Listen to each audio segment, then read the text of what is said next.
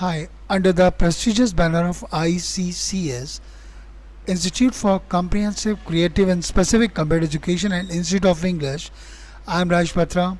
Welcome you to the Skill Development Program. Friends, आज का जो टॉपिक है वो है हैव. आपने हैव का मात्र केवल एक यूज़ किया होगा हेल्पिंग वर्ब के रूप में, वो भी प्रेजेंट परफेक्ट में. आज मैं हैव के 3 यूजेस आपको बताने जा रहा हूँ. पहला तो ऑफ कोर्स हेल्पिंग वर्ब जो हम प्रेजेंट परफेक्ट में यूज़ करते हैं, एंड नंबर 2 पर है केस ऑफ पोजीशन, एंड तीसरा यूज़ है आप चाहें तो हैव को एक मेन वर्ब के तौर पर भी इस्तेमाल कर सकते हैं. आइए एग्जांपल्स पर गौर करते हैं. Let's have some example situation.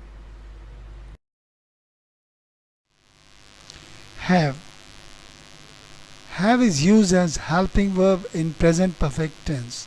Present perfect tense में हैव को हेल्पिंग वर्ब के रूप में इस्तेमाल किया जाता है. Let's have some example situation. I have is used as a helping verb here in this sentence. Have को हमने यहाँ हेल्पिंग वर्ब के तौर पे इस्तेमाल किया है, और इसके बाद है वर्ब की third form. I have invited him to dinner tonight. मैंने आज रात उसे डिनर पर आमंत्रित किया है. सवाल ये उठता है कि हम कैसे डिसाइड करेंगे कि जो हैव हम यूज़ कर रहे हैं वो एक हेल्पिंग वर्ब है, या वो केस ऑफ पोजीशन है, या वो मेन वर्ब है. तो इसका उत्तर इसी सेंटेंस में दिया है. आप देख सकते हैं यहाँ हैव के बाद वर्ब की थर्ड फॉर्म का यूज़ किया हुआ है. जब भी आपको किसी सेंटेंस में हैव के बाद वर्ब की थर्ड फॉर्म का यूज़ दिखाई दे तो समझ लीजिएगा वो प्रेजेंट परफेक्ट टेंस है और हैव उस टेंस का हेल्पिंग वर्ब है. आइए एक एग्जांपल और देखते हैं. I have again helping verb, and यहाँ वर्ब की थर्ड फॉर्म है applied. APPLY apply present form यानी फर्स्ट फॉर्म, और सेकेंड एंड थर्ड फॉर्म है applied APPLIED. I have applied for the job today. मैंने आज जॉब के लिए अप्लाई किया है यानी आवेदन किया है. एक एग्जांपल और देखते हैं. I have fired.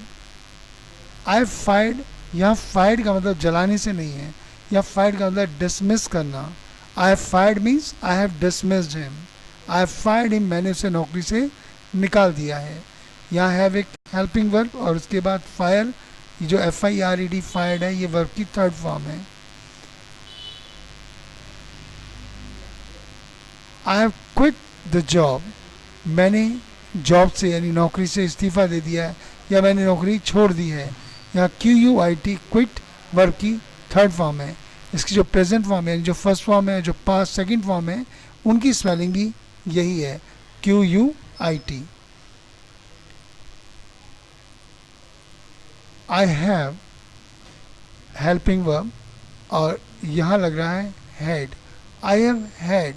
अब आप कह सकते हैं कि हैड तो प्रेजेंट परफेक्ट टेंस में एक हेल्पिंग वर्ब होता है, और हम यहाँ इसको मेन वर्ब की तरह क्यों इस्तेमाल कर रहे हैं.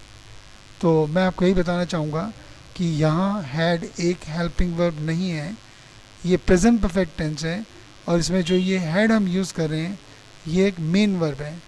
अब सवाल उठता है कि मेन वर्ब है तो उसका मायने क्या है. तो इसके मायने हैं ईटन. जी हाँ, ईटन. इसी वीडियो के अंदर आप अगले पार्ट में इसी बात को देखेंगे कि हम हैव को एक मेन वर्ब के तौर पर भी इस्तेमाल करते हैं. उसमें इसी बात को बहुत डिटेल में समझाया गया है.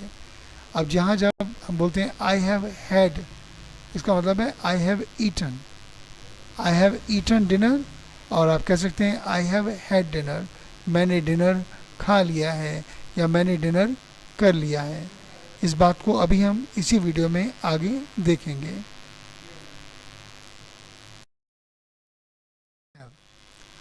अब हम हैव के अगले यूज़ की बात कर रहे हैं, और वो है केस ऑफ पोजीशन यानी ऑनरशिप. ऐसी बहुत सारी चीज़ें जिनको हम यूज़ तो करते हैं लेकिन हम उनके बारे में मालूमात नहीं रखते हैं. केस ऑफ पोजीशन भी कुछ ऐसा ही है. मालिकाना हक का मतलब होता है, अब इसे आम भाषा में बोलेंगे पजेस या ओन. आपने कभी किसी को ये कहते हुए सुना है आई पजेस अ हाउस, या आई ओन अ हाउस, शायद सुना भी हो। तो इसके मायने क्या हैं? इसका मतलब मेरे पास एक घर है, आई पजेस अ हाउस या आई ओन अ हाउस। लेकिन क्या आप जानते हैं इन दोनों वर्ब को हम हैव से रिप्लेस कर सकते हैं। हम ऐसे भी बोल सकते हैं आई हैव अ हाउस, मेरे पास एक घर है। तो यहाँ पोजेशन के मायने क्या हुए? पोजेशन का मतलब होता है, ये इस टर्म का मतलब है मालिकाना हक। यानी जब भी कोई ऐसी चीज़ जो हमने रुपए पैसे से ख़रीदी हो या हमें पैतृक रूप में मिली हो या नेचर ने वो हमें अपने आप दी हो और उस पर हमारा अधिकार वो हमारे पास मौजूद है, तो हम उसको पोजेशन कहते हैं, यानी ऑनरशिप कहते हैं। ऑनरशिप के दायरे में तीन चीज़ें आती हैं। तो आइए सबसे पहले बात करते हैं बिलोंगिंग्स के बारे में। कोई भी ऐसी वस्तु जो पैसे दे के खरीदते हैं या आपको गिफ्ट के रूप में मिलती है, वो बिलोंगिंग है, निजी वस्तु हैं। और दूसरी चीज़ है इलनेस और पेन। इलनेस और पेन वही जो हमारी बीमारियां हैं या पीड़ाएं हैं, तकलीफ़ें हैं, ये भी हमने खुद ही पाली हैं अपनी लापरवाहियों की वजह से, तो ये भी हमारी ऑनरशिप के दायरे में आती हैं। और तीसरा है हमारे रिश्ते जो हमें माता पिता के ज़रिए मिले हैं। तो आइए इनके एग्जाम्पल पर बात करते हैं। और बिलोंगिंग के दायरे में आती है एक एग्जाम्पल, आइए मैं बात करता हूँ।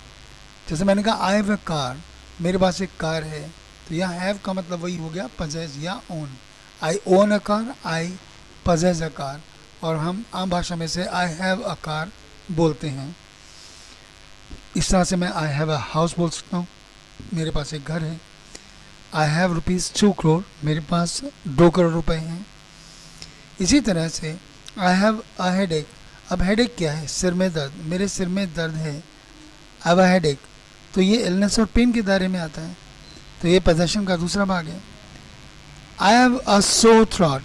सोर थ्रॉट का मतलब मेरा गला अंदर से पक गया है, मतलब मुझसे कुछ निगला नहीं जा रहा, पानी तक नहीं पिया जा रहा, तो इसे बोलते हैं सोर थ्रॉट। आई हैव अ सोर थ्रॉट। आई हैव कफ। तो जितनी भी तरह की हमें बीमारियां होती हैं, अगर हम उन्हें बोलना चाहें तो हम आई हैव बोलने के बाद उस बीमारी का नाम बोल देंगे, तो हमारे को ये केस ऑफ पोजेशन का एकम्प्लिश करना आ जाएगा। अब बात करते हैं रिलेशंस की। आई हैव 2 ब्रदर्स, मेरे 2 भाई हैं। I have so many friends, मेरे बहुत सारे दोस्त हैं। और आई हैव एन अंकल इन दिल्ली, और दिल्ली में मेरे अंकल हैं। हैव, आइए बात करते हैं हैव के अगले इस्तेमाल की। अब हम यूज़ करने जा रहे हैं हैव को एक मेन वर्ब के तौर पर, और जब मेन वर्ब के तौर पर हैव को इस्तेमाल करेंगे तो हैव का एक पर्सनल फॉर्म तो होगा ही, हैव यानी फॉर्म, और पास्ट फॉर्म यानी सेकंड फॉर्म है हेड, और पास्ट पार्टिसिपल फॉर्म है या पास्ट पार्टिसिपल फॉर्म होता है थर्ड फॉर्म। और एक फॉर्म और होती है जिसे बोलते हैं प्रेजेंट पार्टिसिपल फॉर्म, वर्ब के साथ आईएनजी लगा देना, यानी हैविंग, जैसे हम प्रेजेंट कंटिन्यूस में या पास्ट कंटिन्यूस में या प्रेजेंट परफेक्ट कंटिन्यूस में इस्तेमाल करते हैं। अब सवाल उठता है कि जब हैव एक मेन वर्ब के तौर पर इस्तेमाल होगा तब इसके मायने क्या होंगे। तो फ्रेंड्स, मैं यहाँ आपको बता दूँ कि यहाँ जब हैव एक मेन वर्ब के तौर पर इस्तेमाल करते हैं तो वो बहुत सारी वर्ब की जगह पे इस्तेमाल किया जा सकता है, और इस तरह से हम बहुत सारी वर्ब को याद करने से बच सकते हैं और हम उसका इफ़ेक्टिव यूज़ कर सकते हैं। आइए बात करते हैं, जब हैव को मेन वर्ब के तौर पर इस्तेमाल किया जाता है तो वो कितनी वर्ब को रिप्लेस करता है, कितनी अन्य वर्ब के यहाँ पर इसको इस्तेमाल किया जा सकता है। तो इसी क्रम में जो सबसे पहली वर्ब है वो है ईट। जी हाँ, ईट। ईट का मतलब होता है खाना, यानी खाता हूँ। इसकी second and third form ate और ईटन होती है, और आईएनजी फॉर्म होती है आईएनजी ईटिंग। तो हमें इन सबको याद करने की ज़रूरत नहीं, हम यहाँ हैव, हैड, हैड और हैविंग से काम चला सकते हैं। अब जैसे आपने एक सेंटेंस बनाया, I am eating breakfast now, मैं इस समय ब्रेकफास्ट खा रहा हूँ, तो आप इसे ऐसे ही बोल सकते हैं I am having breakfast now, यानी ईटिंग की जगह पे आप हैविंग का इस्तेमाल कर सकते हैं, राइट। अब आइए दूसरी वर्ब पर, और जो दूसरी वर्ब है वो है टेक। हाँ, हैव टेक को भी रिप्लेस करता है। जैसे हम आम तौर पे लिखते हैं आई एम टेकिंग बाथ, मैं स्नान कर रहा हूँ, तो यहाँ टेक के बजाय आप हैव का इस्तेमाल करते हैं, आप कह सकते हैं आई एम हैविंग बाथ। इसी तरह से हैव एक और वर्ब को भी रिप्लेस करता है और वो वर्ब है ड्रिंक। जी हाँ, ईट को भी और ड्रिंक को भी। ड्रिंक का मतलब हो गया पीना, यानी आप बोलते हैं आई एम ड्रिंकिंग टी, तो आप ऐसे बोल सकते हैं I am having T. Isn't it interesting? ये इंटरेस्टिंग नहीं है? आइए, अभी इतना ही काफ़ी नहीं है, और भी बहुत सारी वर्ब हैं। और अगली वर्ब है स्पेंड, SPEND, स्पेंड, जिसकी सेकंड फॉर्म और थर्ड फॉर्म होती है स्पेंट, SPENT, और ING फॉर्म होती है स्पेंडिंग। स्पेंड के मायने होते हैं कि जब हम पैसे को खर्च करते हैं या समय को खर्च करते हैं, तो समय को व्यतीत करना, समय को बिताना, उसके लिए हम स्पेंड का यूज़ करते हैं। तो आज हम इसके एक एग्जाम्पल पर गौर करते हैं। जैसे यहाँ लिखा है I am spending a great time here, मैं यहाँ पर बहुत अच्छा वक्त गुजार रहा हूँ। तो आप इसको ऐसे ही बोलते हैं I am having a great time here. Fine. आइए अब एक एग्जाम्पल और देखते हैं, और ये है कंडक्ट। कंडक्ट का मतलब क्या होता है? वैसे तो कंडक्ट के बहुत सारे मायने हैं, जैसे आचरण करना, और इसका मतलब करना भी होता है। तो जैसे इस सेंटेंस में आप देखते हैं, मैंने कहा I am conducting a meeting with my team, मैं अपनी टीम के साथ एक मीटिंग कर रहा हूँ। तो यहाँ कंडक्ट के मायने हुए कर रहा हूँ। तो हम चाहें तो इसको ऐसे ही बोल सकते हैं I am having a meeting with my team now. और अब सबसे एक और मज़ेदार इसके यूज़ की जो हम आम तौर पर इस्तेमाल करते हैं, लेकिन हमें समझ में नहीं आता कि हम इसको ऐसे क्यों बोल रहे हैं। जैसे एक वर्ड है ऑर्गेनाइज। ऑर्गेनाइज का मतलब क्या होता है? आयोजित करना, संगठित करना। आमतौर पर हम इसका आयोजित करने के बारे में बोलते हैं। जब हम किसी पार्टी का आयोजन करते हैं, तो पार्टी का जब आयोजन होता है तो इस वर्ड का इस्तेमाल किया जाता है आयोजन करने के तौर पे। तो हम बोलते हैं I am organising a party at my home tonight, मैं आज रात अपने घर पर एक पार्टी आयोजित कर रहा हूँ, एक दावत का आयोजन कर रहा हूँ। बट लेकिन प्रचलित तौर पे हम ऑर्गेनाइजिंग ना बोल के हम उसको कुछ इस ढंग से बोलते हैं I am having a party at my home tonight. I am having a party at my home tonight, मैं आज रात अपने घर पर एक पार्टी का आयोजन कर रहा हूँ।